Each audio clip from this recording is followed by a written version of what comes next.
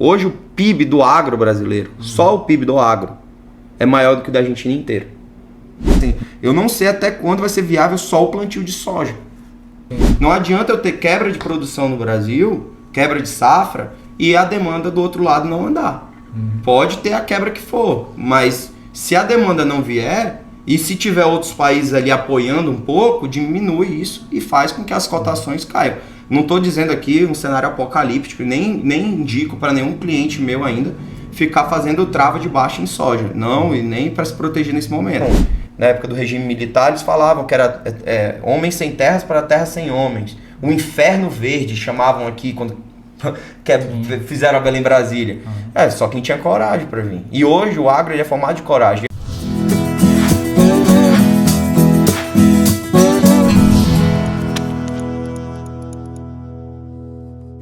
Alô moçada, eu sou o Rodrigo Fraoli, sou do canal Rural Book e aqui nós estamos começando mais um podcast. O convidado de hoje ele é empresário, médico veterinário, já com especialização nessa área de mercado agrícola. E eu estou falando hoje aqui com a gente, está convidado Evandro Dalmaso. Oi, boa. Você tá bom? Tô bem, graças a Deus. Dono da Aureus Investimentos de Paragominas, é isso mesmo? É isso mesmo. Aureus Investimentos, escritório credenciado a XP. Como é que você tá, Evandro? Tudo na paz? Tudo, graças a Deus. Chegou agora cedo lá de Paragominas, já direto para Rural Book, foi? Foi, saímos cedinho, deu tempo só de tomar um café e a gente veio pra cá. Show de bola. Gente, hoje é o seguinte, convidamos o Evandro para participar aqui com a gente vai falar um pouco sobre investimentos em valores imobiliários e também mercado de commodity. O homem é especialista no setor. E eu também vou tentar entender um pouco e quero que vocês também entendam um pouco sobre esse mercado que é um pouco sensível para o produtor rural, né? Muitas vezes eu falo que o produtor rural ele aprende a plantar, aprende a produzir, mas na hora de vender ele fica meio que capengando. A mercê. Ele acha que é muito distante, mas não é não. Acha que é complicado, acha que é arriscado, mas também não é. Na verdade é utilizado para dar uma proteção a mais para o produtor. Sim.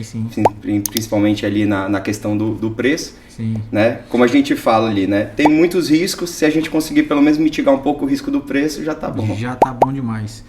Antes eu gostaria de agradecer também nossos parceiros que estão aqui no canal, ao Sicredi, aos postos ITR Roda Viva. Você com certeza deve ter abastecido lá antes de vir para cá. Que eu falo que toda viagem começa no posto Roda Viva, que tem que abastecer, dar uma ajeitada no carro e vir embora. E o produtor rural também tem a vantagem de ter o combustível lá na propriedade dele, lá com o TRE Roda Viva, é só ligar e já o combustível chega lá. Também nosso parceiro aqui, a Greane Distribuidora, a única distribuidora de Amaru para o norte do Brasil todinho aqui. Quem quiser saber um pouco mais sobre o Maru, madeira tratada, que é essa aqui, Evandrão, essa aqui é uma madeira diferenciada, que é produzido pelo Grupo Plantar lá em Minas Gerais, já há uns 30 e poucos anos. A empresa tem 60 anos de mercado, só 35 mil hectares só dessa espécie aqui de Dura mais que a Capu. Cara, 15 anos de garantia de certificado digital pela Plantar, então 15 anos ele tem garantia. Eu fui lá agora em Belo Horizonte, tem lá eucalipto lá, fincado lá de cerca, com 20 anos e está intacto lá, beleza, pelo tratamento que eles fazem, assim, entendeu? Eles fazem um tratamento diferenciado de acordo com as normas, tudo. Agradecer também a Deltamac, nossa parceira aqui. Deltamac é revenda John Deere linha amarela em todo o norte, são mais de 6 estados representando a linha amarela construção e linha pesada. E lembrando também que nesse dia 2 de fevereiro agora tem o lançamento da Retro 310P lá em Ananideu, e também a JA, são os dosadores de semente, dosadores de adubo. O pessoal da agricultura aí tudo conhece, tudo tem JA nas plantadeiras. E é isso aí. Evandro, seguinte, vamos falar um pouco hoje sobre esse mercado agrícola aí, mercado de commodity e tal, que é um pouco, para mim, realmente eu falo que para mim é um pouco difícil de falar assim, difícil de entender, e eu acho que também para grandes produtores também é muito sensível, é um setor, tipo assim, de estudar um pouco melhor, porque o produtor, muitas vezes, que eu acabei de falar, ele aprende a plantar, aprende a produzir, aprende a colher, tudo, mas na hora de vender fica meio à mercê.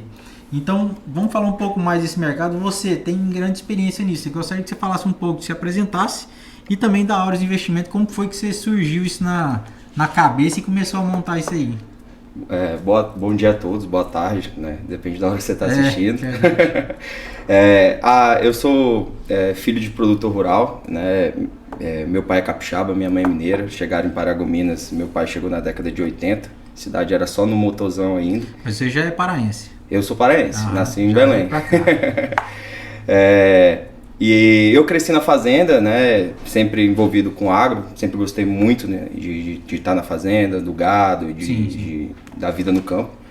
E aí eu fiz minha faculdade de veterinária, né, comecei a trabalhar na fazenda, mas eu Você sempre... já formou aqui no Pará mesmo? Você Formei aqui no Pará, formei em Belém. O FPA? Na UNA, não. Formei não. Já tinha aberto o curso lá. Eu não sabia que tinha veterinária não. Tem.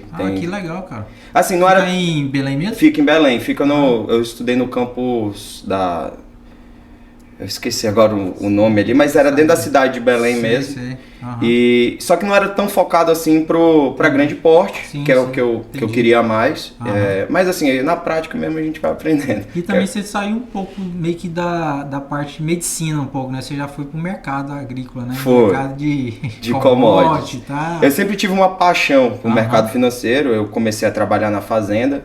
Só que eu sempre gostei muito de mercado financeiro, de bolsa, etc. E aí eu acordava, como na fazenda ali é cedo, então às 5 horas eu tinha que estar trabalhando. Aí eu acordava 3 para poder estudar ali, que era o momento de madrugada que eu estava mais tranquilo. Estudava ali 2 horas de mercado financeiro e depois ia trabalhar no campo. E aí eu comecei, como eu já tinha um entendimento um pouco melhor de mercado financeiro, eu comecei a falar com alguns amigos, explicar, e aí meu pai e minha esposa sempre falavam, por que tu não veio para trabalhar com isso? E aí eu fui atrás de fazer um MBA em mercado financeiro e derivativos agrícolas, principalmente focado ali, porque eu vi que tinha um grande gargalo na cadeia de produção, era na hora da venda. Né? Que a gente tem vários riscos na propriedade rural, a gente tem risco de clima, de logística, de plantio, de tudo. E aí eu via que tinha um mecanismo na bolsa, que 80% dos americanos já fazem, ali no mercado financeiro americano, que é se proteger via mercado financeiro. E aí eu comecei a estudar melhor, vi para abrir um escritório na XP, antes eu entrei primeiro eu entrei num escritório, né? Só que como eles não tinham muita pegada do agro ali e tal, eu preferi a gente abrir sozinho. Aí eu fui abrir, na verdade, eu, a Cláudia e mais 2 sócios. Saiu, mas tudo bem. A empresa precisava mais dele, que ele trabalhava antigamente. Então hoje sou eu, a Cláudia e mais um sócio dentro da Auris. Eu que toco toda a parte ali de investimentos, de aplicação e montagem de carteira. A Cláudia fica um pouco mais na parte do back office ali. A Cláudia tá com a gente nos bastidores. Ela cuida do back office, tem algum problema com a XP, ela entra em contato. E aí eu entrei em contato com a XP para a gente poder abrir um escritório em Paragominas, né? Falei da cidade, do crescimento do agro, principalmente, que eu queria voltar um pouco para o agro, né? E aí, graças a Deus, hoje a gente está ali com 130 milhões em custódia de ativos, né? Dentro da XP a gente tem diversos ativos, né? Tem renda fixa, tem renda variável, fundos de investimento internacional e as commodities, né? Que é o que a gente vai tentar focar aqui um pouco para poder explicar para o produtor o que é esse mercado financeiro, como ele pode utilizar e não ter esse medo como se fosse, não, bolsa eu vou perder meu dinheiro. Hoje a gente posso falar assim que a Auris é uma afiliada da XP, como é que funciona essa? A gente é um escritório credenciado à XP. Então assim, a gente representa... Toda transação é pela XP. A gente representa a XP. Então assim, quando você abre uma conta com a gente, você vai abrir uma conta na XP, no seu CPF, é tudo seu. Você vai ser o intermediador. Só você o assessor. Vou assessorar para o melhor investimento. Evandro, quero uma carteira conservadora. Tá bom, a gente monta uma carteira ali em rendas fixas para ele. Quero uma carteira com liquidez para fluxo de caixa. Quero investir em ação. Quero investir lá fora. A gente tem como abrir uma conta offshore nos Estados Unidos para investir em renda fixa lá, em ações lá. Evandro, eu quero fazer um hedge na minha produção aqui. Na soja, no boi ou no milho, a gente também consegue fazer por intermédio da XP. E o que precisa ser para poder ser um assessor desse? O que você precisa ter de credenciamento para poder chegar e... Basta ser credenciado só lá e fazer esse trabalho de assessoria? Né? Não, a gente, na verdade, faz uma prova da Ancor, né, que é da Fundação Getúlio Vargas, e você tem que acertar nessa prova mais de 70%. Né? Tem algumas questões que você... assim, porque são várias matérias que vai ter lá, né? Entendi. Vai ter mercado futuro, mercado de crédito, COAF, né? E aí tem alguns matérias dentro da prova que você não pode errar mais de 50%, que por mais que você faça 70%, você não passa nela. Então não basta você só chegar e querer ser. Não. Aí tem que se credenciar na CVM, Comissão de Valores Imobiliários. Você assina, quando você vai assessorar um cliente, você tem uma responsabilidade muito grande. Então, quando você está na CVM, que é a Comissão de Valores Imobiliários, ela regula todo esse mercado financeiro. Entendi. Então, assim, eu estou assessorando o Rodrigo. O Rodrigo tem um problema ali no investimento e tudo mais. Beleza. Se você acha que a culpa é do assessor ou alguma coisa aconteceu ali que você não está muito satisfeito, além de entrar em contato com a XP, que provavelmente ela vai te dar toda a assessoria, você pode entrar em contato com a CVM, pode entrar com um processo. Então, assim, tudo, como você vai lidar com dinheiro, é tudo muito regulado, né? E para dar toda a proteção para o próprio cliente, né? Para ele saber que aconteceu alguma coisa, eu tenho para onde recorrer, eu tenho para onde puxar, para poder se blindar ali, até mesmo para a gente como assessor, ter muito cuidado e cautela. Né? A gente já tem por natureza, mas sendo regulado mais ainda. Não, show demais. E a gente fala que o produtor muitas vezes ele não tem tanto esse conhecimento dessa parte de mercado. E você dá esse apoio para ele também, né? No caso de entendimento, para quem realmente entende, você já dá essa assessoria para ele. E quem não entende, como é que fica nessa história aí para poder entender um pouco mais? A gente dá toda a assessoria, né? A gente, quando conversa com o produtor rural, a gente sabe que é um pouco distante esse mercado financeiro do produtor rural. Então, quando a gente vai numa propriedade, eu sempre falo assim, o preço da commodity, né? Se é milho, se é boi gordo... Isso a gente está falando de tudo, né? De boi gordo e soja e grão. Qualquer commodity que a gente tenha negociação na bolsa, tanto de Chicago ou na B3, ou até mesmo em outras bolsas de Londres, Malásia, a gente consegue fazer qualquer tipo de proteção. Inclusive Dendê na Malásia tem bastante lá na bolsa de lá, a gente consegue fazer algum tipo de proteção para aquele que quer se proteger. Mas assim, eu falo muito assim, o preço, né, da commodity, que é muito o produtor que tem que me falar. Né, porque eu falo, até converso com a Cláudia, quando eu falo com o produtor, eu falo assim, cara, quem tem que saber o custo, quanto custou, o quão bom é para vender é o produtor. A única coisa que eu vou estar lá é para assessorar para que ele consiga fazer a sua proteção e seja viável para ele fazer a sua trava e seja rentável para ele. Né? Porque não adianta também eu fazer alguma trava se o preço não está ok, eu vou fazer uma trava para não ter prejuízos maiores. Pode até acontecer, mas não é o viável.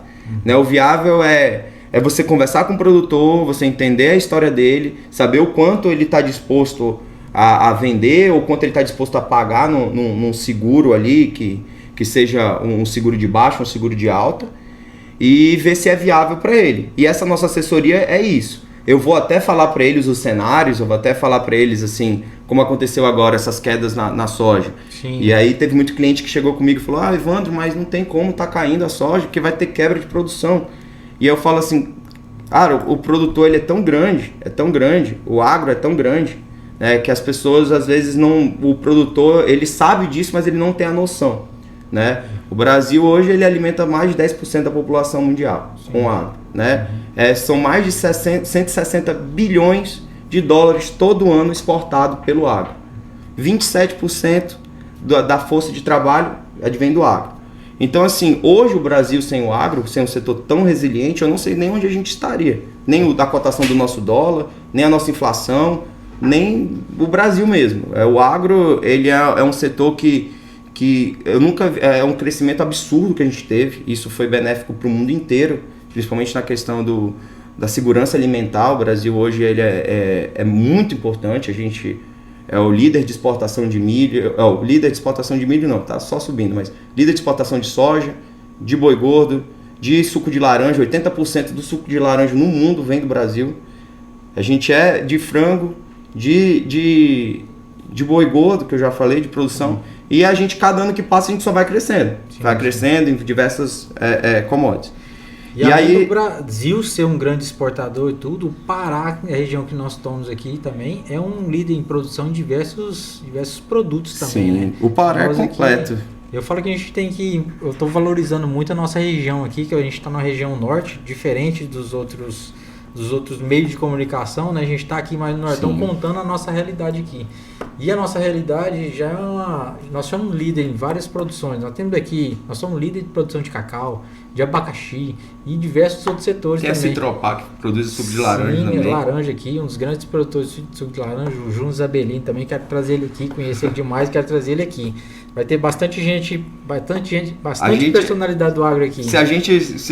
Quando a Petrobras começar a explorar petróleo na margem equatorial, o Pará está completo já. A gente tem geração de energia, a gente tem minério de ferro, a gente é o maior exportador de minério de ferro hoje no estado, passou Minas Gerais. Sim. A gente tem boi, tem soja, tem milho, tem, como você falou, diversas frutas, tem um clima que a gente consegue fazer até 3 safras. Isso. Tem bastante chuva, tem solo bom, tem muito solo argiloso que a gente vê, né? Você vê um crescimento muito grande do agro, a gente vê que as regiões onde o agro cresce, a riqueza cresce junto, então não é só o grande produtor que é beneficiado. A gente pega a minha cidade, que é Paragominas, eu falo que do interior do Pará, não só por você me considerar paragominense, apesar de ter nascido em Belém, mas cresci a minha vida inteira em Paragominas, mas eu acho que é uma das melhores cidades para se morar aqui em Paragominas. Sim. E a gente vê que isso vai se repetindo, quando você vai vendo Imperatriz, Balsas no Maranhão, você vê o quanto cresceu, Rondon, Ulianópolis, Dom Eliseu, são cidades que o agro está puxando aquilo ali, né? E aí, quando eu falo dessa questão da grandeza do agro, que quando eu estava falando ali do preço da soja, que os clientes eles me perguntam, eu falo assim, que às vezes ele fala, vai ter a quebra aqui de safra, e por isso que vai subir e tal. Só que a gente tem que entender que a soja ela é muito mais global, a gente tem que olhar o mercado como um todo, até por isso que a gente negocia a soja em Chicago, a gente não negocia a soja aqui, o milho a gente negocia Campinas, que a gente tem uma demanda doméstica muito forte. Mas a gente tem que olhar a Argentina, a gente tem que olhar os Estados Unidos e principalmente a China. Como eu falei, a China ela está com 3 safras brasileiras em estoque. Ela está com recorde de farelo de soja lá. Ela está com problema na suinocultura dela. O ciclo de suíno na China não está andando como deveria. Isso tudo bate na demanda. Sim. Então, quando a gente vai olhar o mercado, a gente tem que olhar a oferta e tem que olhar a demanda. Sim. Não adianta eu ter quebra de produção no Brasil, quebra de safra, e a demanda do outro lado não andar. Pode ter a quebra que for, mas se a demanda não vier, e se tiver outros países ali apoiando um pouco, diminui isso e faz com que as cotações caiam. Não estou dizendo aqui um cenário apocalíptico, nem indico para nenhum cliente meu ainda ficar fazendo trava de baixa em soja. Não, e nem para se proteger nesse momento. Deveria ter sido olhado um pouco antes, mas todo esse cenário está embutido no preço. Sim. Então o que eu digo muito para o produtor? Quando está tudo muito nebuloso e está tudo muito ruim, está no preço. Então qualquer coisa que seja menos ruim vai fazer com que o preço suba. Hoje o preço da soja está um cenário muito apocalíptico, está um cenário assim, que vai ter grande produção, que a China nunca mais vai voltar a comprar, que não é o cenário base. Hoje você estava falando em 3 safras. Eu estava conversando com outro convidado meu aqui da vez passada, que em 2023, 22, 23, nós tivemos uma excelente produção. Foi tudo muito redondo, com uma safra, 2 safras, safrinha no caso. Já muita gente com 3 safras, com boi gordo, já numa 3ª safra, no ano, Sim. né? Então foi muito bom, mas aí até ele falou, foi muito bom, mas o preço da soja lá embaixo. Então não foi tão bom assim. Então quer dizer, o produtor fez tudo certinho, veio tudo redondo, o clima ajudou, tudo beleza, mas aí veio o preço e não era tão bom assim. Esse ano nós já estamos vindo com um ano diferente, já com o clima meio que atrapalhando. Então já temos outra diversidade aí, que é o clima ajudando e tal. O que o produtor rural pode fazer para poder ter uma segurança melhor, tipo assim, conseguir um resultado melhor já no final do processo, final da transação toda, plantio, colheita e venda? Assim, o cenário que a gente tem que olhar, como eu falo, assim, quando a gente vai fazer qualquer seguro na bolsa, né, que seja via uma opção de compra, uma opção de venda, e eu vou entrar um pouco mais no detalhe, que é um pouco complexo, mas, assim, eu acho que a gente tem que muito mais se atentar a se antecipar. Então, assim, quando teve o El Niño, todo mundo já sabia que ia ser um ano meio complicado de chuva, principalmente para a nossa região aqui do Pamatopiba. Isso. Que hoje eu falo que eu fico feliz quando eu escuto grandes analistas que já nos inclui Porque antigamente era Mato Grosso e Sul. Mato Grosso do Sul e o Sul. E hoje o Pamatopiba já está tomando ali um espaço grande, né? A gente pega o sul do Maranhão, o sul ali do Piauí, a gente pega o nosso de Paragominas para baixo aqui. Sim. E a região ali de Luiz Eduardo Magalhães ali, de Barreiras, o crescimento é absurdo. Eu tive a felicidade de passar por lá. E a quantidade de pivô rodando em Luiz Eduardo Magalhães, em Tocantins também, é absurdo. Sul do Piauí, né? Sul do Piauí. Assim, e falando sobre essa antecipação, assim, eu acho que a gente tem que olhar um cenário como um todo e tentar antecipar. Então, depois que o preço caiu muito, depois que o preço, como o milho, né, a gente teve ali no final do ano um ciclo de alta no milho, porque já estava se esperando que o milho safrinha ia sofrer bastante.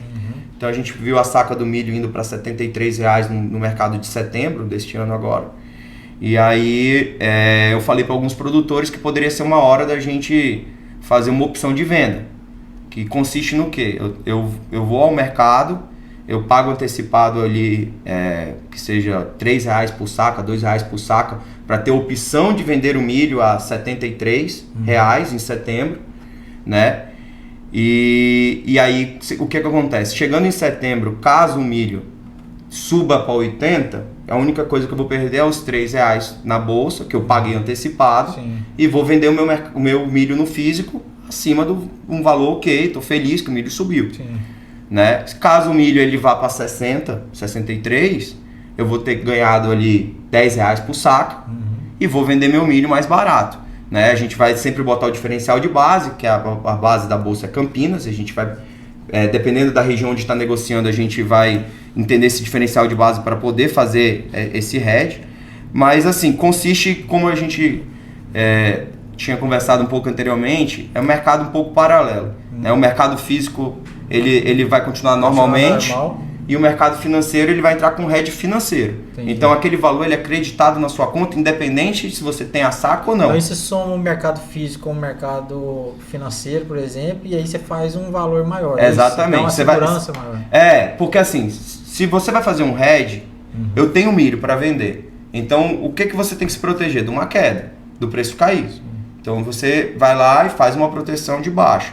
Agora, voltando para um cenário inverso, neste momento agora, o milho safrinha ele saiu de 73, bateu 63, bateu 62, voltou um pouco, vou botar que está 63, não olhei o mercado direito antes de entrar no podcast, mas vou botar que está 63.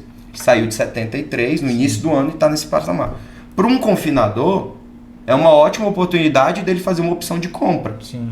Que é o quê? Você paga ali os mesmos R$2, R$3 na saca, para ter a opção de comprar o milho a R$ 63,00, referência Campinas. Sim. E aí você vai pegar, vamos botar que em setembro o milho tá a R$80, 83, para facilitar a conta. Ele vai ganhar R$20 por saca, menos os 3 que ele pagou, ele vai ganhar R$18 por saca no financeiro. Sim. Provavelmente ele vai pagar quase isso a mais no valor que está hoje em setembro no mercado doméstico dele, no mercado da praça dele, de referência. Então, esse hedge aqui, ele é financeiro. O que ele vai pagar a mais na saca no físico, ele está recebendo na bolsa.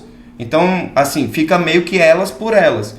E no mesmo caso, assim, por que eu entro nessa opção? Tem como você entrar comprado direto, e tem como você fazer essas opções que eu estou falando. Sim. Mas o cenário das opções, ele acaba sendo mais benéfico pelo seguinte fato.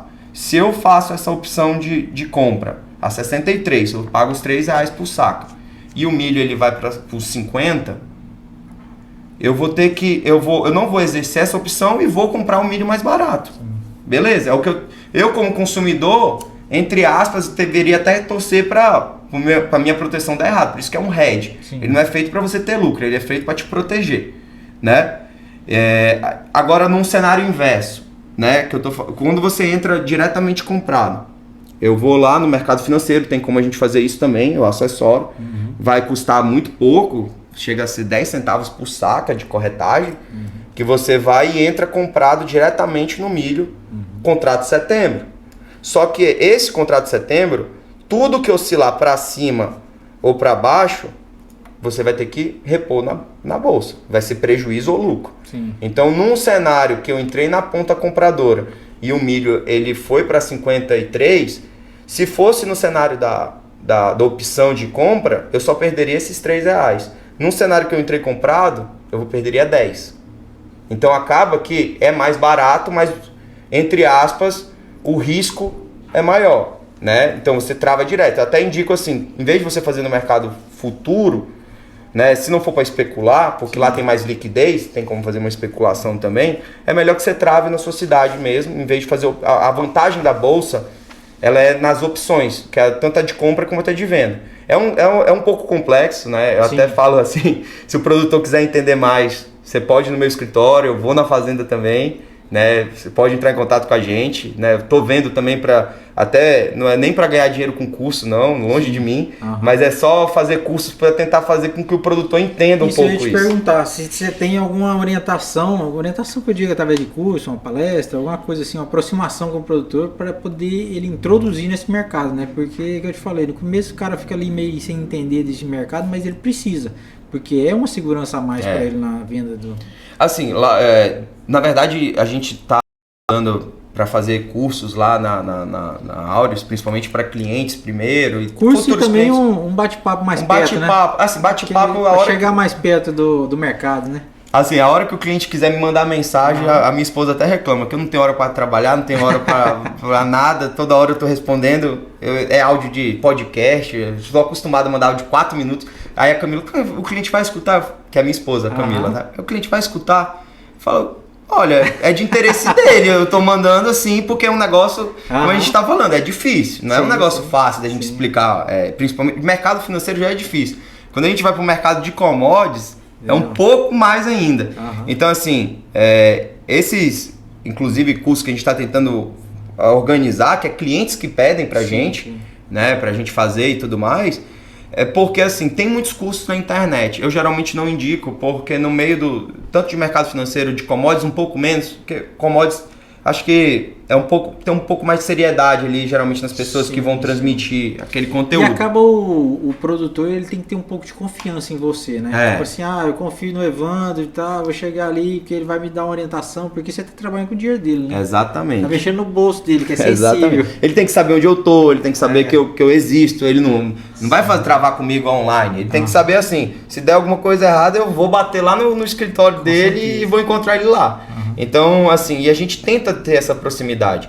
Então, quando eu falo do curso, é porque, assim, quando o produtor vai entrar, até mesmo para fazer um curso online, eu fiz tanto MBA de mercado de derivativos agrícolas online, e depois fiz muitos cursos também, alguns online, mas eu já tinha um prévio conhecimento. Então, eu consegui usufruir muito daquele curso, que não é barato, né? Tem cursos que são caros. Eu falo muito para as pessoas assim, é melhor que antes você faça ali algo que vai te introduzir um pouco. Eu vou tentar fazer o máximo para te introduzir. Se for satisfatório, ok. Mas depois que você tem essa prévia introdução, talvez é o momento de você ir ali no computador, ver. Eu até falo alguns professores que eu tive e de cursos bons, que você vai tirar 100% de proveito. Porque às vezes, se você for cru, você vai pagar lá 2, 3 mil reais num curso online, e você não vai tirar proveito porque você vai ficar boiando.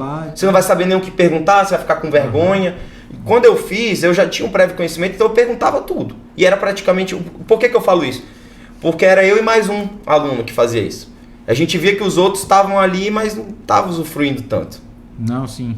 Eu acho interessante demais isso aí, realmente, de levar essas informações. Até mesmo trazer pessoas de fora, nós mesmos levar essas informações para o produtor, para ele poder ter mais conhecimento e sair um pouco da fazenda, né? Sim. Porque hoje tem uma mudança também nos produtores rurais, que ele está cada vez mais se tecnificando e tornando mais um empresário do setor rural, né? Do setor agrícola, pecuário e tal.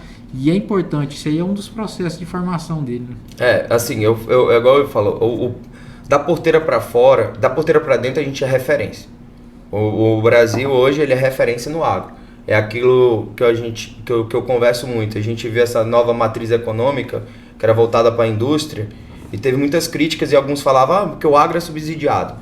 Mas o agro, ele é subsidiado porque é o que a gente faz muito bem e a gente é referência global.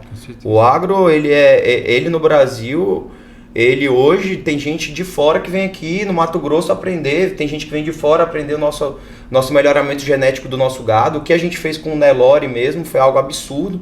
O brasileiro, a Índia, o Nelore veio da Índia, mas quem melhorou foi a gente, né? Então, assim, eu falo que o agro, ele dentro da porteira, ele não peca em nada. Sim. A gente é muito produtivo. Muito produtivo. O produtor, ele hoje é ele não tem pena de gastar, ele não tem pena de botar dinheiro para dentro, ele não tem pena de fazer acontecer mesmo e aumentar sua produção por hectare, colocar hectare. Se é para gastar, se é para melhorar a genética, melhora. Se é para fazer isso, faz. E assim, da porteira para fora a gente tem uma falha, né? Eu sei, principalmente o pecuarista um pouco mais do que o agricultor. O agricultor tem só uma certa essa distância do mercado financeiro que pode ser utilizado como uma ferramenta, como nos Estados Unidos por 80% dos produtores americanos, né? Os produtores americanos, o que eles fazem? Quando eles vão fazer o plantio, antes de ser feito o plantio, eles escolhem, né? E lá eles escolhem se eles vão plantar soja, se eles vão plantar milho, se eles vão plantar o trigo. Antes deles fazerem um plantio, eles olham a cotação de quando ele vai comercializar aquele produto. Antes do plantio, ele já faz a sua proteção. Por quê? Porque ele sabe o valor mínimo que ele vai ter que vender aquilo para ele ter um lucro, não ter prejuízo e conseguir fazer a próxima safra.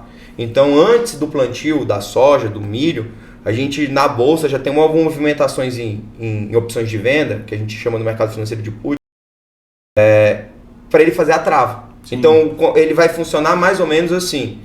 Se tudo der errado, eu tô salvo aqui.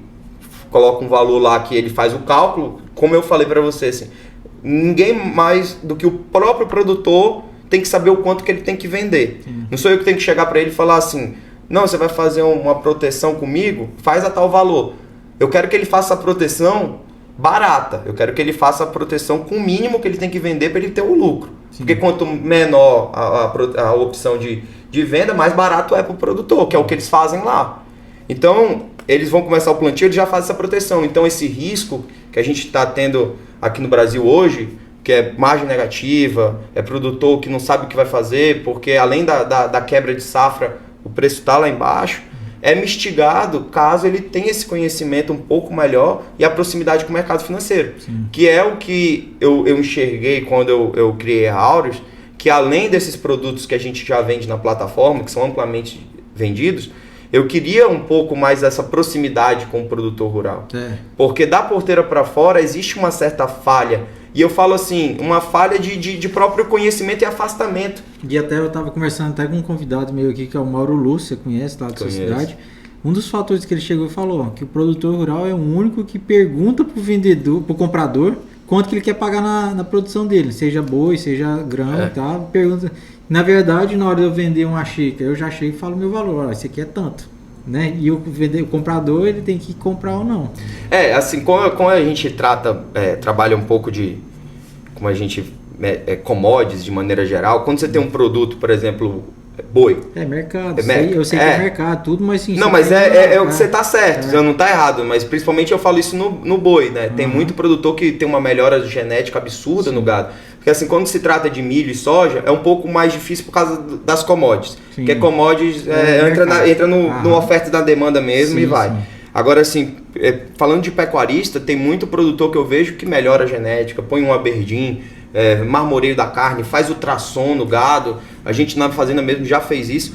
E o produtor às vezes ele fala, o frigorífico não pagou nada mais no meu gado. Tá, mas quando você começou a fazer isso, você tinha que ter botado na sua cabeça que você ia cobrar mais. Sim. Porque você tem que chegar com o cara e falar assim, esse meu produto aqui é diferente. É igual vou dando um exemplo assim, um vendedor de semente de soja. O produto dele não é soja, o produto dele é semente de soja. Ele tem um agregado ali. A mesma coisa, quando eu vou vender um gado que a gente chama de tatu com cobra, que é um gado sem genética, e você vai com raleiro, você vai vender ali um Aberdeen Angus, um Wagyu, ou que seja outro gado, você tem que botar na conta. E vamos supor, para baixo, todo santo ajuda, mas ajuda contra, né? Vamos supor, esse a gente falando agora de curraleira aí, de peba aí, na hora de baixar, os caras baixam, né? Não, vamos supor que tá 100, o cara vai, esse aqui eu pago no máximo 90. E agora na hora que sobe, o cara só paga 100. Eu já vi cada coisa de seleção de gado no curral. Você chegar ali com um gado meio sangue, né, Nelore com aberdeen, e dá uns aberdeen pintados de vermelho, às vezes, assim. Não muda nada. Do couro pra baixo, a carne é a mesma. E o cara chega lá e fala assim, não, esse aqui não vai. Aí o cara vai pegando só os pretinhos, mas é um mercado. Pô, o mercado, tá bom. Alguém vai enxergar essa pinta? Não, mas é na exportação. Falei, cara, será que esses caras não enxergam assim que o Red Angus ou o Aberdeen Angus, a carne é a mesma? Até na nossa região, se fosse difundido o Red Angus, era melhor por causa do clima. Porque o pretinho sofre muito por causa do sol, né? Que puxa muito ali. Fora de ser europeu. Só que acontece muito isso. Às vezes o produtor ele não consegue nem defender o próprio produto dele. O cara sabe que é bom, ele sabe que ele fez o melhoramento genético e ele não vai atrás do mercado. Se ele vê que o mercado não está pagando, que ele tente criar um mercado. Tenta chegar com uma casa de carne, com uma boutique de carne e fala assim, olha, o meu gado é top, é bom, eu vou vender assim. Você me paga tanto a mais, você cobra mais na carne e tal. E aí você vai tentando buscar seu mercado. Porque você vender para um frigorífico um gado bom e pegar nada... E tocando nesse assunto, eu já protegi um pouco o meu lado da parte da publicidade, né? A galera tem algumas pessoas que estão trabalhando essa genética, estão fazendo uma genética diferente, um trabalho diferente na fazenda e também estão divulgando isso aí. Então, quer dizer, lá na frente ele vai conseguir um resultado talvez um pouco melhor disso aí, nesse produto final. Mas isso ele tem que divulgar também, né? Porque se ele falar que fez, não fez e o produto tá lá, é lógico, vai bater o olho, vai ver que tem uma qualidade no boi, que é diferente. Mas faz uma propagandinha que aí o negócio lá em Paragominas tem alguns produtores. Tem alguns produtores, conheço bastante, e ele está conseguindo fazer um trabalho muito bom. Está conseguindo implementar a marca dele. Você chega num churrasco, você fala, essa carne é assim. O cara já sabe que é boa. Então, assim, é um caminho que ele trilhou, é um caminho muito bom. É um menino novo, assim, querendo ou não, de uma nova geração. Já vem com uma cabeça diferente. Porque a gente vê muito o produtor rural, justamente um pouco... eu sempre fiz assim, sempre foi assim, sempre vai dar lucro. E assim, quando o pai, o avô, que seja, ele permite que essa nova geração que está vindo, se tiver boas ideias, claro, implementar, às vezes é uma melhora a mais, é uma coisa a mais, que ele não teve tempo para isso, porque ele tinha que abrir a área na época que podia, ele tinha que se preocupar em plantar cada vez mais, em crescer. Hoje é difícil a gente crescer a não ser comprando terra, então assim... você conseguir aumentar a sua produtividade dentro da fazenda, né, mais ainda, é perfeito. E assim, como a gente está falando, você conseguir da porteira para fora, utilizar de todos os artifícios para você fazer ou um tipo de proteção ou vender mais caro o seu produto, é perfeito. Né? Eu tive, por exemplo, no ano passado, um cliente que ele fez uma trava de boi, uma opção de venda, o boi estava 300, estava 306. Ele pagou R$6 por arroba para ter a opção de vender o gado a R$300 em outubro, né? E aí eu travei toda a produção dele, a gente conversou e tudo mais. E ele falou, não, eu quero fazer. Inclusive é da nova geração, né? Filho do dono. E aí o pai dele entendeu, né? Deu apoio para ele e ele botou lá um capital até relevante, que era todo o confinamento dele praticamente. E aí, assim, deu, entre aspas, a sorte, não a sorte, mas infelizmente aconteceu a vaca louca, que inventaram aquele negócio da vaca louca aqui, que nem é vaca louca, é uma doença já num animal mais velho. Aí o gado saiu de 300 para 280. Aí depois teve a China que não ia comprar mais não sei o que, embargou não sei quem. Aí começou, pá. Ele chegou em agosto, essa opção, porque assim, as opções de venda, tanto a de compra, você não precisa segurar até o vencimento, você pode negociar ela antes. Ele pagou R$6 para vender o gado a 300. O gado em agosto, o gado outubro, ele chegou a bater 199. Essa mesma opção, se ele quisesse sair dela antecipada e vender a mercado, eu cotei para ele conseguiria R$110 nela. Ou seja, de R$6 que ele pagou, porque o gado que estava 300 em outubro, quando ele fez, tava 200. Entendi. Ele não quis, ele falou, não, isso é para proteção. Eu falei, não, beleza, perfeito, é para proteção. O gado começou a subir desde lá, Só que finalizou em outubro, se eu não estou enganado, é 250, né? Chegou a bater ali em outubro, que foi um repique que deu desde agosto. Isso falando de Praça Araçatuba, São Paulo. Sim. E lembrando assim, o mercado financeiro, ele não é movido por especuladores. Os especuladores têm os seus papéis de darem liquidez no mercado, mas ele é o CPEA, da Praça Araçatuba. Então é um mercado físico ligado na bolsa, não é um mercado especulativo, né? E aí, quando chegou em outubro, o gato estava botando a média 250, ele recebeu R$50 por arrobo, né? Pagou 6, então ele saiu num lucro total de R$44 por arrobo. O pai dele ficou super feliz. Foi o mesmo cliente que já fez uma trava de milho pro confinamento dele via uma opção de compra agora no milho. O boi gordo ele deixou quieto, mas assim, o que eu falo? É começar, né? Você começando, não precisa fazer igual ele fez, que ele fez todo o confinamento dele, ganhou um valor muito bom, mas é você fazer um contrato. Você pode chegar comigo e falar, Evandro, eu quero fazer um contrato. Sim. Um contrato de milho é 450 sacas, um contrato de boi gordo é 330 arrobas líquidas, de soja 450 sacas. Então você pode chegar comigo e falar, eu quero fazer um contratinho para entender. Beleza, a gente faz. Eu lá na nossa empresa eu não tenho, você tem que ter X valor para botar comigo, você tem que fazer tantos contratos. Não, eu atendo todo mundo igual, até porque eu acho que tanto no mercado de ações, de renda fixa, de fundos, de commodities, nem todo mundo vai chegar de carrão de cena. Geralmente a pessoa põe um pezinho ali, põe lá um valor, não, esse valor deu certo, subiu tanto, se eu botar mais ele vai fazendo a matemática, a regra de 3, e ele vai entendendo. E eu quero isso, né? Que a melhor maneira da pessoa realmente aprender é justamente entrando em contato com quem entende, obviamente, e botando a pele em risco, que é a melhor maneira. Porque aí quando você tem qualquer valor, o mínimo que seja, você meio que se sente obrigado de tentar entender. Mais que o Rodrigo botou 10 mil comigo, ele não vai esquecer os 10 mil dele. Sim. Ele vai lembrar, ele vai falar, 10 mil, quanto é que tá ali, Evandro? Tal. Beleza? Deu mais. Aí talvez o Rodrigo vai botando mais. Não deu muito bom, não entendi direito. Aí aguarda um pouco mais, vai entendendo, pra pessoa criar confiança, que é aquilo que você falou. O meu trabalho, principalmente, é na confiança. Se o meu cliente não tiver confiança no meu trabalho, ele não vai. Ou na minha empresa, ou na XP. Eu tenho que demonstrar para ele que é confiável, que ele tem a segurança. Não, isso é importante, mas... Eu estava aqui até em conversa com a Cláudia, a gente fez umas enquetes aí, pegando algumas dúvidas de produtores, né? Passa pra gente algumas perguntas que vocês queriam perguntar para você, e aqui tem a sabatina também. Tem um monte de pergunta aqui, vamos tentar falar algumas delas só. Tá. Aqui tem qual a diferença entre renda variável e renda fixa? E é verdade que renda fixa não é fixa? É complexo, eu até pego alguns clientes assim que quando eu coloco em renda fixa, ele fala, mas era renda fixa e tudo. Mas tem uma diferença, a renda variável, ela, como o nome já diz, ela é variável, então assim, ela é mais, como eu falo assim, geralmente quando eu falo com os clientes sobre risco, eu não falo risco de perda de capital, eu falo risco de variação. Então assim, se é renda variável, ela vai ter uma variação maior do que a renda fixa, mas o potencial retorno dela é maior. Eu não vou chegar para você e falar com uma renda fixa, eu vou te dar 30% no ano. Eu não tenho como. A não ser que eu esteja pegando uma empresa quebrada. A empresa quebrou e eu tô lá botando uma que não vai te pagar também, né? Via uma debênture, alguma coisa assim.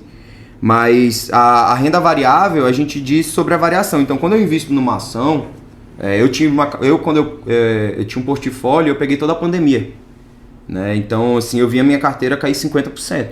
Sim.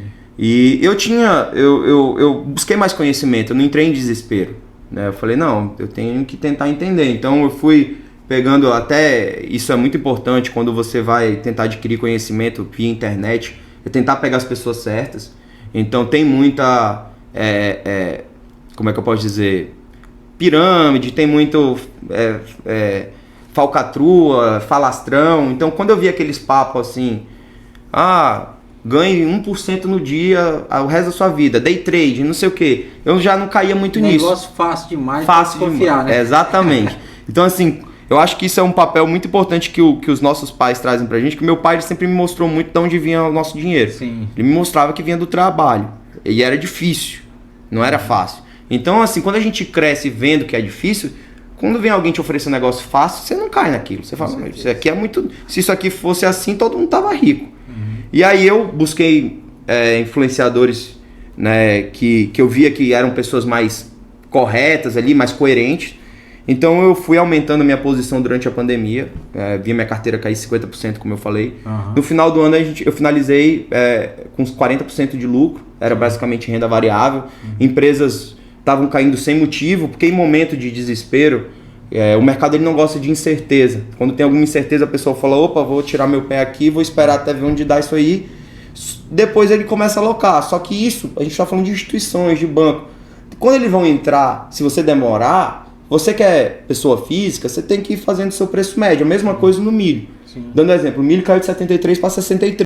O que eu fiz? Quando bateu 65, eu fiz uma compra de... Tinha um produtor que queria fazer o hedge, eu fiz 20% do hedge. Por que você não fez tudo? Porque eu falei, porque para dar margem, se cair mais, eu vou fazendo preço. Então, eu comprei 65, 20%. Quando foi para 63, comprei mais 20%. Aí o preço médio dele foi diminuindo, era 65, comprei 63, foi para 64. Aí se cair mais, eu vou ter mais para comprar mais. Aí vou se subir, mas se subir ele já tem 40% ali. Sim. E ele está confortável. Mas a gente está no momento de incerteza, a gente ainda está um pouco assim. A gente sabe que vai ter quebra de safra, milho safrinha. Eu acredito que a demanda por milho, que é principalmente doméstica, vai continuar alta, não vai diminuir. Só que assim, querendo ou não, a gente não pode jogar tudo de uma conta só, igual na época da pandemia. A bolsa ela saiu de 120 mil pontos e foi para 60. Eu fui comprando a 90 mil pontos, porque o Ibovespa ele é composto em pontos, né? Quanto mais pontos, a carteira do Ibovespa está mais valorizada. O Ibovespa são as maiores empresas brasileiras. Sim. Então, quando ele saiu de 120 mil pontos, ele foi até 60, caiu 50%, assim como minha carteira. E eu fui comprando. Quando subiu, voltou tudo. Então, a renda variável, ela tem isso. Na guerra da Ucrânia com a Rússia,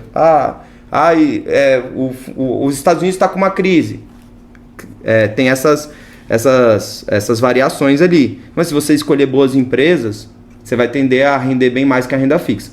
A renda fixa, que ela fala que a Cláudia está colocando ali, que tem uma variação, é pelo seguinte, a gente tem a taxa Selic, hoje tem até reunião do Copom. Sim. A nossa taxa Selic está em 11,75.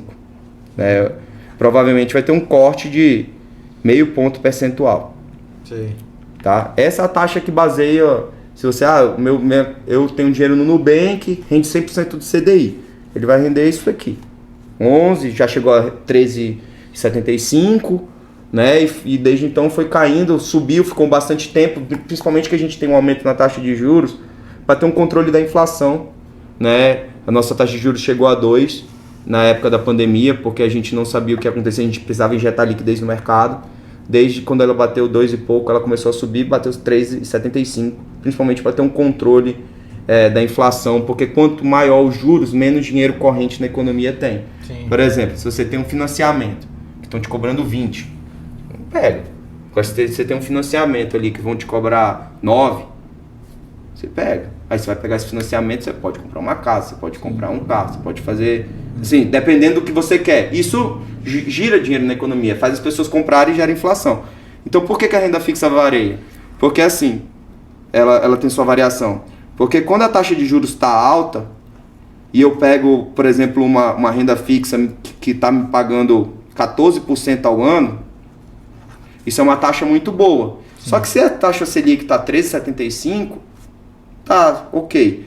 E o mercado futuro, assim como eu estava falando de commodities, existe o mercado futuro de juros. Então esse 14 é de um vencimento, por exemplo, para 2030. Porque os juros de 2030 estavam precificados muito caro. Quando a taxa de juros começa a cair, ou o risco país começa a cair, antes disso mesmo o mercado antecipa. Então, quando ele decide que os juros lá de 2030, ele não vai estar mais custando 12, 13, ele vai estar custando 9, essa mesma renda fixa que eu peguei me pagando 14 pré-fixado, ela vai estar no mercado a oferta de 12, por exemplo. E aí você vai ter um lucro aqui maior do que tá os 14, porque você vai pegar 2% e vai multiplicar pelo X de ano. Então assim, É como se eu pegasse essa renda fixa que falou que ia te pagar 14 e eu quiser sair antecipado, eu tenho um lucro maior do que os 14% por ano, porque no mercado ela só está pagando 12 agora. E você pegou uma taxa melhor. É como se você tivesse pegado um produto que vai estar muito valorizado no mercado. Mas isso eu estou falando, por que ela fala que a renda fixa é variável? É se você quiser sair na secundária. Se você quiser sair antes do vencimento, que é 2030. Se você levar até 2030, você vai receber os 14 e acabou. Tem outra pergunta aqui, assim, que várias perguntas aqui, né? Vale a pena especular em commodities? Vale a pena se você tiver fundamento. Né? A palavra especulação ela é um pouco mal vista, né? Principalmente por produtor rural. Especulação é um pouco mal vista. Mas o especulador ele tem um papel fundamental na commodities. Porque assim, pensa comigo, se todo mundo apostar que o milho vai subir porque vai ter quebra de safra no safrinha, qual é a oportunidade que um produtor vai ter de fazer alguma trava, de fazer alguma coisa, de comprar? Se todo mundo aposta na alta, o milho sempre vai subir. Se fosse o mercado feito de produtor, eu diria que o mercado nunca ia cair, o mercado só ia subir. Mas assim, nas commodities, o especulador ele tem um papel fundamental justamente de dar a liquidez ali no ativo, né? Então assim, quando a gente pega, por exemplo, o milho hoje, eu tenho alguns clientes que estão posicionados em milho para hedge e tenho alguns clientes que estão posicionados para especulação. Não, o contrato de setembro, que é o que eu estou trabalhando um pouco mais, que é o contrato que está mais barato pelo milho safrinha, quando eu não preciso levar esse contrato até setembro, eu posso negociar ele diariamente. Eu posso comprar o milho setembro hoje, o vencimento dele é setembro, mas todo dia ele varia. Todo dia. Sim. Ele vai para 64, vai para 65. Então se eu comprar hoje o milho e eu quiser vender hoje, eu posso vender. Se eu quiser comprar hoje e vender amanhã que bateu 67, eu posso vender. Então assim, tem alguns clientes que quando eu vi essa disparidade no preço e eu olhei assim os fundamentos, o da soja eu pisei um pouco no freio porque eu vejo um cenário muito mais altista hoje para o milho aqui do mercado doméstico do que da soja. Eu acho que a soja vai subir sim, não acho que ela vai cair muito. Eu acho que esse preço, por exemplo, o produtor americano hoje ele está num prejuízo absurdo por acre, o produtor brasileiro prejuízo absurdo por acre, o milho, produtor americano, prejuízo muito maior do que na soja lá. Sim. Então assim, neste patamar, pode não ter a demanda, mas a oferta também vai ser restritiva. Se não for nessa safra, a outra vai. Porque o nosso Brasil hoje está passando por essa mudança climática toda aí. O Mato Grosso já vai vir com a queda de safra grande, né, de grão, né? Assim, hoje o Mato Grosso ele ficou preocupado era de plantar a soja, que ele tem que plantar. O que ele plantar depois... Essa notícia que chegou pra gente aqui que a soja lá, vamos supor, muita gente deixou já de plantar a soja, porque plantou e perdeu, aí em vez de replantar, ele já foi, esperou e plantou o algodão, já que é a safra principal dele. Exatamente, né? Eu vi uma notícia assim de algumas empresas do Mato Grosso que a produção foi de 37 sacas por hectare, que é baixíssima. Não paga nem o custo. Horrível, né? Nem a colheitadeira o cara comprou, se ele financiou e se lascou. Mas assim... Se a gente pega a média de produção do Mato Grosso, é muito maior que isso. Sim. A gente pega vários anos ali, entre 50 e 80 sacas. 50 a gente fala pouco ainda. Ano passado acho que foi quase beirando 60, né? Se eu não estou enganado com o número exato. Mas assim, 37 é horrível. Muito ruim. Então assim, a gente vê um cenário assim de soja que eu falo que... E outra, nesse preço o produtor não vende, ele não quer vender. E se ele vai estar com o silo cheio, ele vai produzir milho, ele não vai desocupar, ele vai vender soja. O que aconteceu nessa queda última do milho foi que o milho hoje subiu para 73, só que a soja ela não subiu. Então o que aconteceu? A relação de saca de milho pela saca de soja ficou favorável à venda de milho. As cooperativas lá no Paraná e no Sul entraram vendendo o milho todo. E aí jogaram o preço lá para baixo. Só que eu vejo um cenário assim, o cara já vai colher pouco. Se ele for vender mal, aí... não fecha a conta nenhuma. Sim. Então assim, eu vejo um cenário sim, eu acredito que a soja não vai ficar nesse patamar, mas eu vejo um cenário altista também por milho. Entendi. Entendeu? Principalmente que o milho, como a gente negocia Campinas, é um pouco mais doméstico. E o doméstico a gente às vezes consegue ter um pouco mais na nossa mão.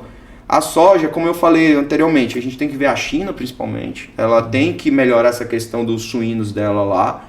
Tá tendo um aumento no consumo de frango na China, em detrimento ao suíno, né? Isso ajuda a gente, que a gente exporta frango e também ajuda no consumo de milho, que frango consome milho. Mas assim, e ela tem que diminuir os estoques, porque ela tem muito estoque, tem 3 safras brasileiras e o estoque de farelo é absurdo. A Argentina vai ter uma produção de farelo muito grande, porque na Argentina eles têm um beneficiamento de vender farelo e óleo. Ela não é um grande vendedor de soja bruta. Ela é um grande vendedor de derivativos da soja. Agroindústria. É a agroindústria. Isso eu acho que é uma estratégia boa, porque gera bastante emprego. Você acaba vendendo um produto um pouco mais beneficiado, o preço. E aí, no caso, assim, que eu digo da especulação. Hoje, tem alguns clientes que estão posicionados no milho. Aí o milho, quando bateu 63, ele deu um replique ali para 66. Teve alguns clientes meus que estavam quem estava no hedge não, mas quem estava na especulação realizou um lucro já. Tinha 3 contratos, vendeu 1, ficou com 2 contratos. Então assim, eu acho que vale a pena. Até mesmo aquele produtor ali que quer começar a entender o mercado futuro, se ele é produtor de milho, ele pode especular um pouco ali na alta do milho, só para entender o mercado. Pega ali e fala, Evandro, queria colocar ali 2 contratos, 900 sacas, só para eu começar a entender como funciona o mercado, que eu acho que o milho vai subir. Então já não vai ser um hedge, porque ele é produtor de milho, mas ele vai começar a entender como funciona o mecanismo, por mais que seja na alta. Porque se ele for um dia fazer uma proteção de baixa, como é provável, já que ele é produtor, se ele entendeu como funciona a alta, é só fazer o inverso. Eu entendi como eu ganho dinheiro no mercado aqui. Sim. Então eu vou entender como eu ganho dinheiro no meu hedge também, né? O hedge que a gente chama é proteção. Sim. Tem outra pergunta de um produtor aqui. O Brasil pode perder espaço para a Argentina na exportação de commodities? Cara, Rodrigo, eu acho difícil. Sim. Assim, perde sim, porque commodities é aquilo que eu falo. Sim. Commodities é commodities e ele não quer saber de onde vem. Ele não quer saber de onde vem. Ele quer saber que ele vai comprar. Então, assim, se ele vai comprar da Argentina, se ele vai comprar dos Estados Unidos, se ele vai comprar da gente, ele vai comprar. O produto é o mesmo. O produto é o mesmo. Só que assim, a Argentina, só pra gente ter uma noção assim, do Brasil. Hoje o PIB do agro brasileiro, só o PIB do agro, é maior do que o da Argentina inteira. Do que toda a Argentina. Então assim, só o Mato Grosso produz mais que a Argentina toda. Então assim, pode impactar sim, porque ela é uma produtora e grande produtora, é a terceira maior, tanto de produção de soja quanto a de milho, né? Produz muito trigo também. Sim. Mas eu não acho que o Brasil perde espaço, eu acho que ela impacta no preço. Não acho que ela vai ganhar espaço do Brasil. Vem para brigar, né? Ela vai, é como se fosse mais um estado brasileiro como o Mato Grosso produzindo, exatamente, entendeu? Mas o Brasil hoje, em termos de commodities, a gente não existe, a não ser os Estados Unidos para ficar pareio com a gente. Só que os Estados Unidos, ele não é tão exportador quanto nós, porque o mercado doméstico dele é muito forte. Então ele consome muito aquilo que ele produz. Não, é isso aí. E também tem outra pergunta assim, qual a importância do acompanhamento constante e de ajuste do planejamento financeiro que o produtor tem que ter? Isso é muito importante, porque assim, hoje a gente sabe que a maioria dos produtores rurais, eles são alavancados, né? Sim. Eles pegam dinheiro em banco, eles se financiam. Então assim, você precisa saber na ponta do lápis se os juros que você está pagando, ele é menor do que o lucro que você está tendo na sua fazenda. Então assim, eu peguei tanto no banco, eu vou aplicar nisso aqui. É como eu faço no dia a dia, né? Dia a dia, com aplicações diversas que sejam. Então, tipo assim, eu tenho que saber se o meu retorno é maior do que o meu custo para pegar aquele capital, porque senão não compensa eu pegar aquele capital. Sim. Compensa eu pegar se eu peguei um juros de 10%, peguei um juros de 12%, não sei. Você botou dentro da sua propriedade, você tem que saber se aquilo ali está sendo mais lucrativo do que aqueles juros que você está pagando. Não só isso, mas se fecha a conta. Se vale a pena você abrir mais área, se vale a pena você fazer um trapizonga, passar um correntão, passar não sei o que, aumentar a sua lavoura, arrendar uma terra, que a gente sabe que tem muita gente que arrenda. Eu falo assim, hoje você acha que o produto tá... Imagina para quem arrenda terra. Sim. Que vai ter que pagar a saca por... Tem um custo a mais, né? Um custo a mais. Igual, por exemplo, essa área lá do Mato Grosso, 37 sacas de soja. Se o cara tem que pagar por... Se o cara ainda tá arrendando uma terra... Tem que pagar 10, hein? Então, se ele não tivesse na ponta do lápis, ele vai estar assim, depois no final, se ele não tiver outra fonte de receita, ele vai falar, tô pagando para trabalhar. Sim. Assim como aconteceu muito na pecuária. A pecuária, é difícil Hoje você até acha, mas era muito difícil você achar um cara que é só pecuarista. Por exemplo, o meu pai, a gente é madeireiro e pecuarista. Sempre foi. Hoje a gente tem 2 concessões federal e estadual tirando madeira. E, assim, o dinheiro da madeira vai para fazenda. Sim, Aí, fecha a conta, tá investindo, tal, tá. Mas se você não organizar para saber, minha fazenda dá tanto, a madeira dá tanto, porque senão você tá fazendo errado, não tá compensando. Você tá tirando dinheiro do que te dá lucro para botar onde você não sabe o que tá acontecendo. Se você não tiver esse controle, aconteceu muito isso. Quando o cara decidiu e falou assim, eu vou viver de pecuária. O cara viu que não dá para ele viver de pecuária. Sim. Porque ou ele vivia do carvão, ele vivia da madeira, ele vivia de outra coisa. Quando ele decidiu parar com aquela outra coisa, porque o sonho dele era viver de fazenda, porque eu falo muito isso, quando eu vejo meu pai na fazenda, parece que ele tá de férias. Na madeira trabalho, mas quando ele tá na fazenda, parece que ele tá de férias. Assim, a fazenda a gente tá tecnificando, é lucrativo e tudo mais, papapá. Mas assim, a gente via muito isso. O cara trabalhava com carvão, mas ele trabalhava porque dava dinheiro. Sim. Ele gostava era de ir pra fazenda.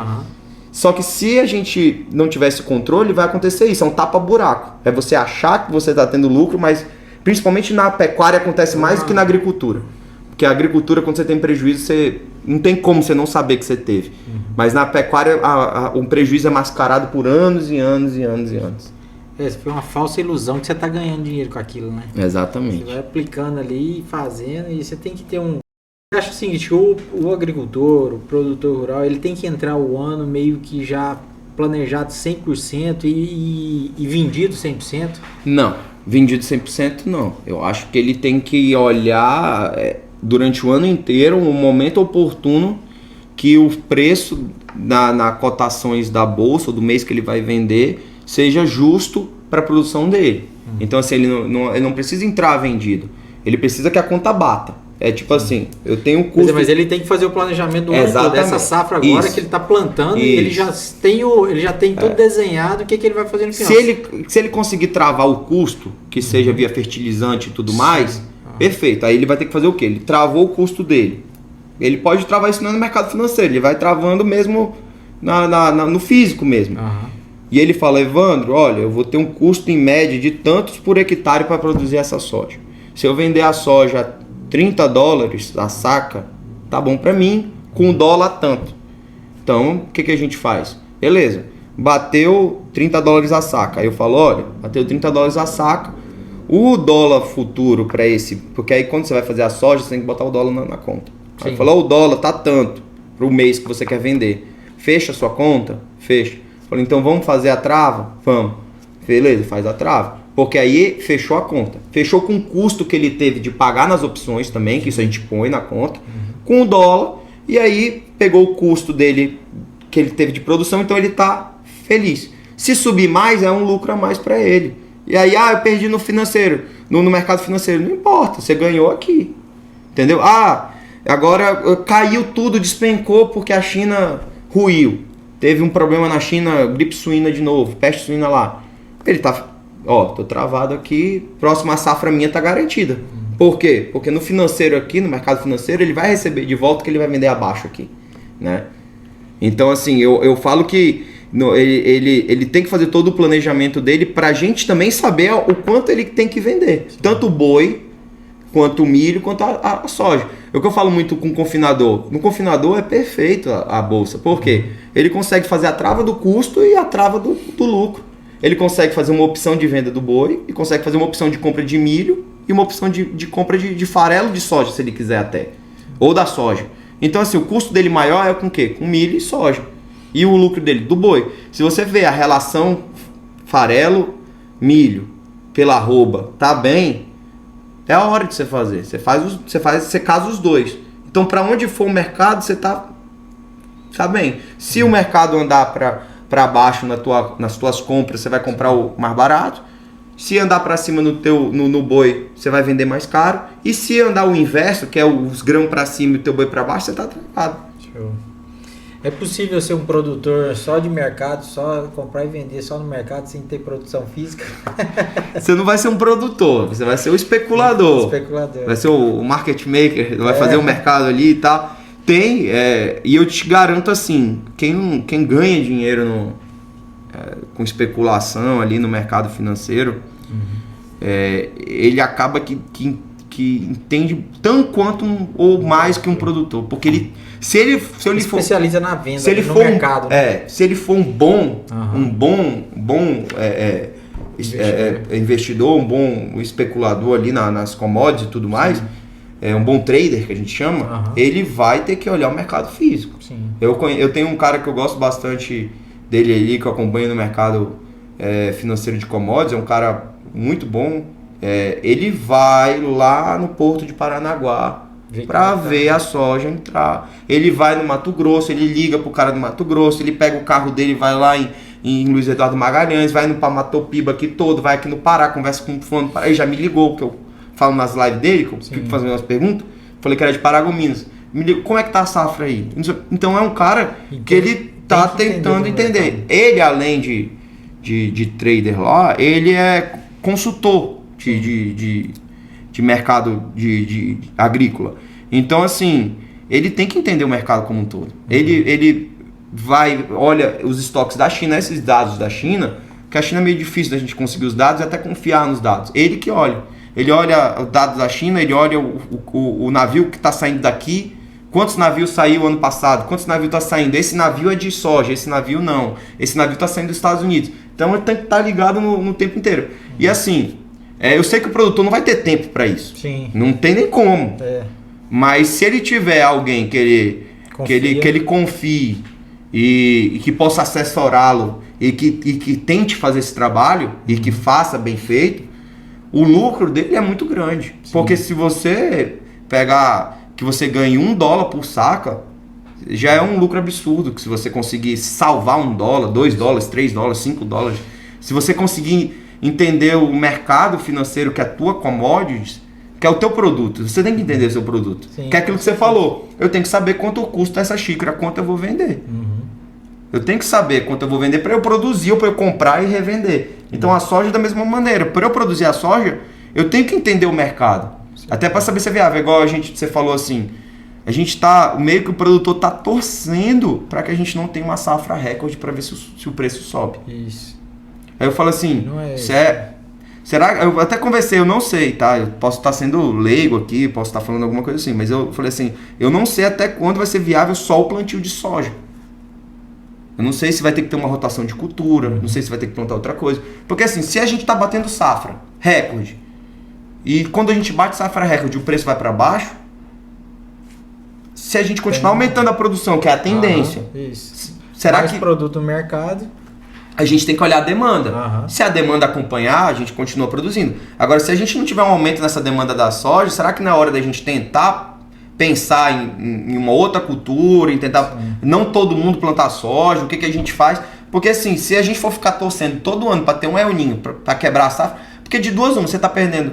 Você pode até ganhar no preço, caso a demanda aumente, mas você vai estar perdendo a sua produção. Está perdendo em produção, isso. Que no final das contas pode até ter prejuízo. Exatamente. Por mais que a soja aumentou, mas você pode ter prejuízo. Exatamente. Produção baixa, né?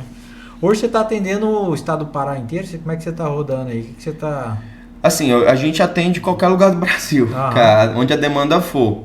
Hoje a gente, assim, como a gente também não quer abraçar o mundo, a gente vai com calma, a gente atende o Pará inteiro, né? Os produtores rurais que a gente tem uma demanda, ou investidores também. Sim. Então eu tô falando aqui de commodities, principalmente aqui, porque eu acho que é um foco muito bom e muito rico, eu gosto de falar de commodities. E você está sempre especializando nessa área, né? Nesse setor, né? Assim, eu trabalho tanto bolsa de valores, eu opero todo dia praticamente, commodities, renda fixa, todo tipo de investimento. Mas acaba que a commodities ela demanda um pouco mais de atenção, assim, que a demanda é um pouco maior e assim, o cenário tá bem adverso, né? Então, assim,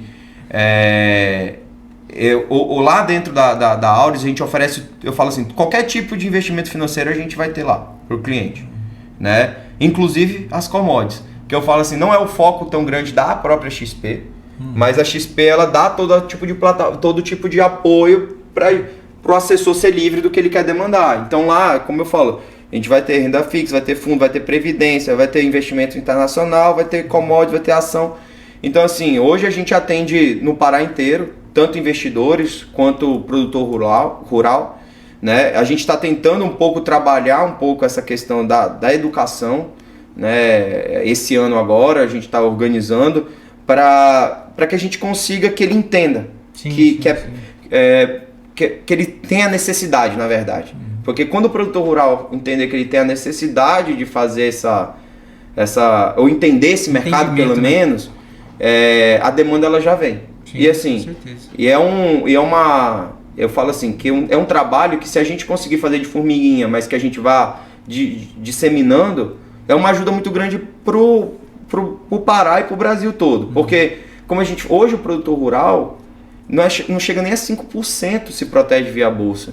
Se a gente pega os Estados Unidos, que é 80%, como eu já falei anteriormente, e sempre o Brasil é assim, tem até umas pessoas que falam assim, você quer ficar rico, você vai nos Estados Unidos, vê o que está rolando lá, aí você traz para o Brasil que ainda não vai ter chegado. A questão dessa proteção é inevitável que o produtor ele vai, porque o produtor ele busca inovação o tempo inteiro. Então assim, eu acredito nessa tendência, eu acho que ele vai começar a entender, ele vai começar a se aproximar um pouco mais.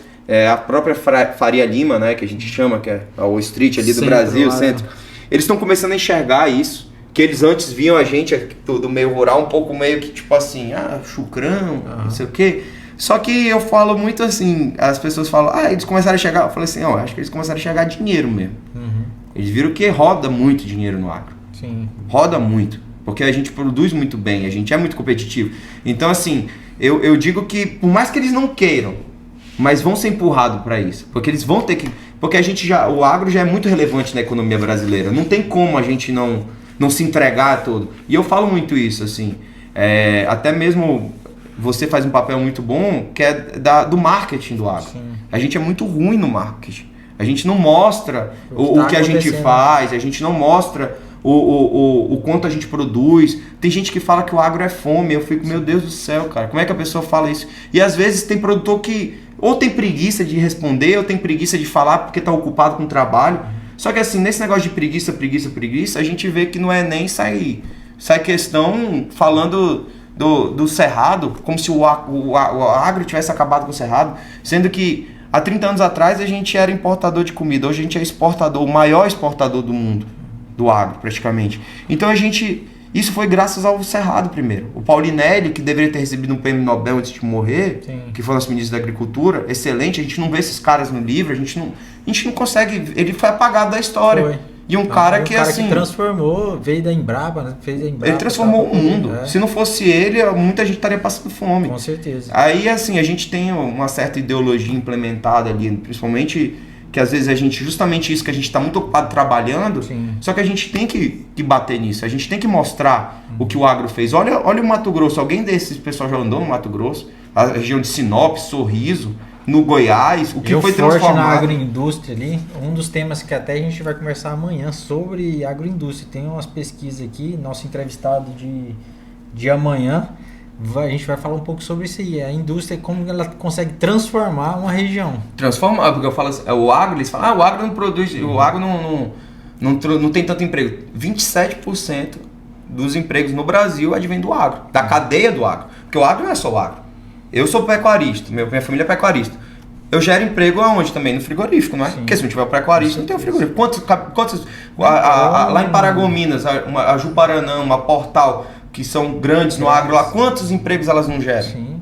Né? Diretos e indiretos, né? Cooperativa, que a gente até estava vendo uns dados de cooperativa. Tem cooperativa em Chapecó, tem lá no sul, que é muito disseminado, que de imposto paga 1 milhão de imposto todo dia.